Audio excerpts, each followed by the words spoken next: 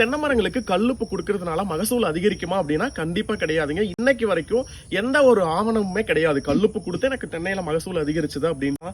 தொடர்ந்து நீங்க சோடியம் பயன்படுத்துறதுனால தென்னையினுடைய வேர்கள் ரொம்ப பஞ்சு போன்ற ஒரு அமைப்பா இருக்கும். சோடியம் உடனே பட்டோம்னா அந்த வேர் என்ன ஆகுதுன்னா அரிக்க ஆரம்பிச்சிடும், மண் வளமே பாதிக்கப்படும். சோ நீங்க கல்லுப்பு கொடுக்கறதுனால உணர்திறன் பாதிக்கப்படுகிறது, உறிஞ்சுதிறன் பாதிக்கப்படுகிறது. அதனால தொடர்ந்து கல்லுப்பு பயன்படுத்தக்கூடாது. இன்னைக்கு இருக்கிற சூழ்நிலைகள்ல கிட்டத்தட்ட 90% விவசாயிகள் பாத்துட்டீங்கன்னா தென்னை விவசாயிகள் குறிப்பா நல்ல நீரை மட்டும்தான் பயன்படுத்துறாங்க.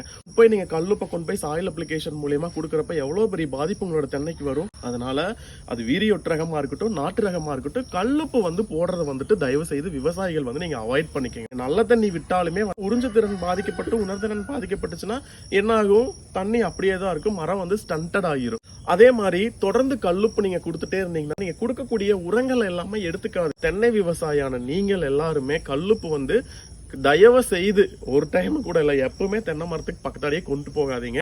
உங்களோட மண் வளம் பாதிக்கப்படுகிறது.